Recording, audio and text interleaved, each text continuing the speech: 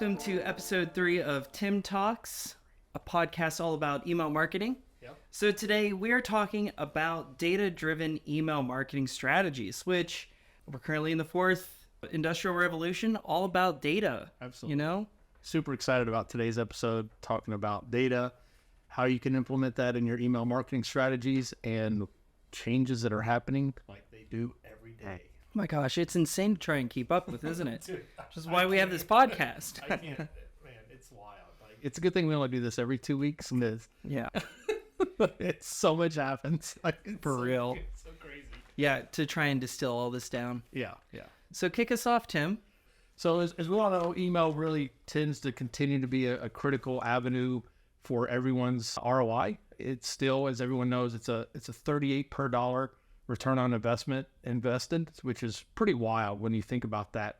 So really, as we look at today and how can data really enhance what you're doing, who you're marketing to, how can you leverage that data to become more in sync and in tune with your customer base? I think of a story. I was talking to a client yesterday, and they're really trying to hone in on the conversations that they have with their customer and audience base. They want to know what is going on in their lives and how can they be more interactive and use that data to respond to them and get to know them better and just actually push their product that's not only to their customer, but they want to know, what are they actually looking for? Is it the right time? Should they even email them today? So they're trying to do a better job of asking them questions of, hey, what's going on in your life? When should we be reaching out to you, and things like that. So they're trying to drive not only from the metrics that you get from when you do your A/B testing, but they're actually trying to get initial feedback from their own customers to let them tell them when they want to hear from them, which is really cool. Right. And in email marketing, metrics aren't as clear cut as you'd think. You know, you got CTR. You know, that's the gold standard in marketing for how well your emails are performing, or, you know, landing pages, for instance. Yep. But whenever you have companies with security protocols in place that clicks every link to make sure it's not a phishing scam or malicious, Right. That really screws you up. It really And does. you have to get creative. So, like, hiding links in between spaces and Yeah. everything else, just to determine what's a bot click, what's not a bot click. Yep. So what other metrics are kind of skewed and bizarre in the email marketing world? So you brought up a big one, is the whole companies leveraging the security protocols where they're clicking all the links, so it messes with your metrics. But so really what a lot of companies are starting to do now is they're doing that A/B testing. So they're taking maybe 3, instead of just being an A/B, they'll actually take 3 segments of their list. So it's like an ABC. So they'll take 6% in each.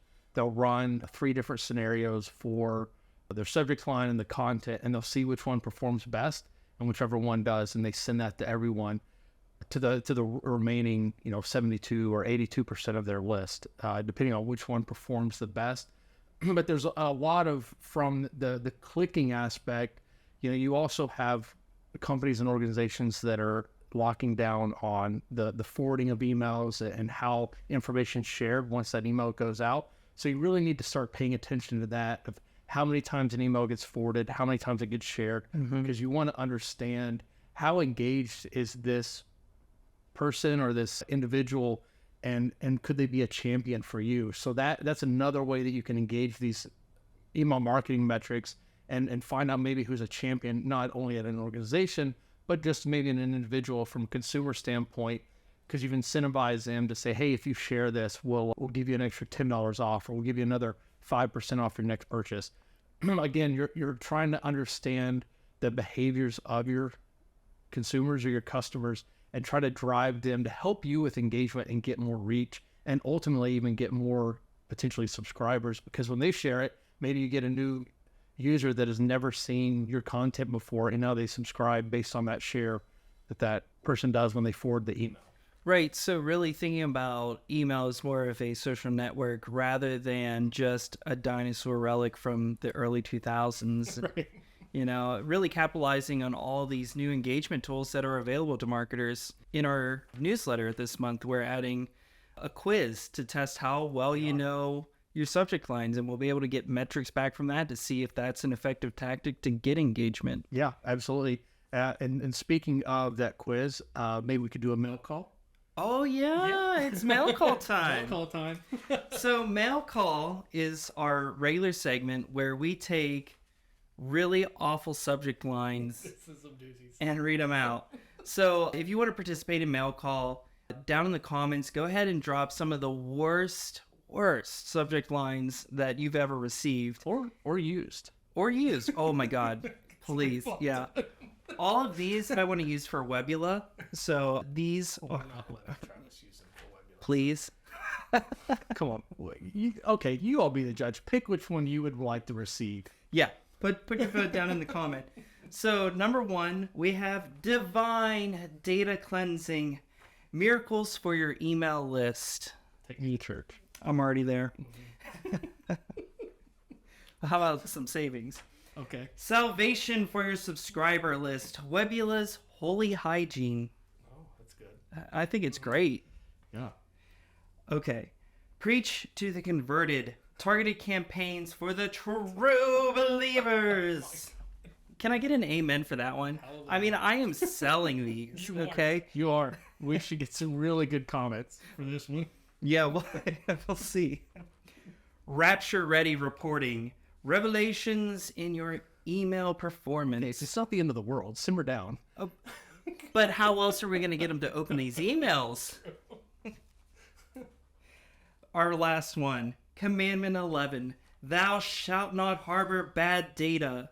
That's actually a good one. Yeah, you know. You shouldn't. Yeah, that's a good one. But All right. anyway, speaking of. Yeah, Pastor Travis is over. Yeah. Bye. See you on the way out. So as we talk about data and how you can harness that, and from a CDP standpoint, so maybe you want to connect your CRM to like a Twilio or to an Oracle, where you can start leveraging additional consumer insights. Mm-hmm. So you can target them better based on what I was mentioning from another client that I was speaking to, on how they are able to get to know their customer, things that are going on in their life, you know, their marital status, do they have kids, do they own or rent their home? Again, whatever metrics make sense for you as an organization, so that you're able to actually get in touch with them, connect with them on a level that makes sense and would appeal to them. And then again, ask them questions. Don't feel like it's unnecessary or bad to run A/B and C test on asking them questions to get them engaged. I saw a LinkedIn article a couple weeks ago it was actually after we did the last podcast, that was highlighting different scenarios on how you can increase consumer engagement and how you can leverage data. And I think a great way to do that is just ask them. Ask your customer base, ask the audience, and actually do what you say you're going to do after you ask. Because, Yeah. again, a lot of times I think as marketers, we end up falling into routines of we ask these questions and then the data gets buried and then we never act on it.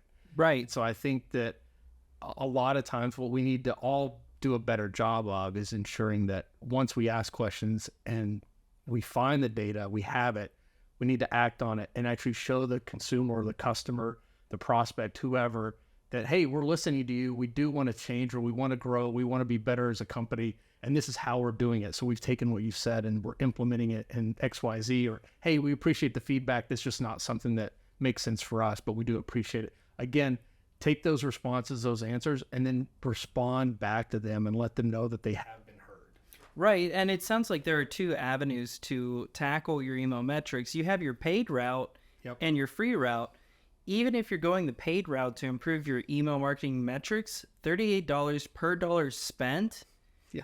I mean, regardless of what you're spending on email, for the most part, if you have the upfront budget to do it, it will pay itself back. Absolutely. And then it's that user engagement, asking questions and having your users and viewers feel like they're part of making something amazing. Yeah. Which is your brand. Yeah, because we talk a lot about personalization, segmentation, targeting, but what does that mean? And as we've highlighted already, that's what it is. Doing when you segment and you target based off of not only the clicks and the opens and people who might be forwarding. You've got all those great metrics, but it's really about listening to the consumers and how they're interacting, like what time of day do they open, are they forwarding it when they respond or when they buy, what was that call to action, like really pay attention to those metrics that you already have available to you when you send out your campaigns. Yeah, it's all about connection at the end of the day. Yep. And it's making sure that your marketing dollars are working hard. Yeah, absolutely. And what we've noticed a lot over really, the last year or so is we've seen a huge uptick in anonymity. So fraud's been on the rise. So our customers, from when they're reaching out to their actual customer base, they're trying to figure out ways to cut through all the clutter and get through that. And data is how you're going to do that, because you need to use those solid foundations of metrics of your click-throughs, of your opens, your engagement, responses, forwards. You have to use all of that together in order to identify who your real customer base is. And don't be afraid to cut out bad data. Yeah. Or just cull the list a little bit. If people aren't engaged or they haven't opened in 90 days, cut them. Just don't send to them. Maybe run a re-engagement campaign in 6 months to see if they'll come back. Maybe they're just wanting to take a break from you.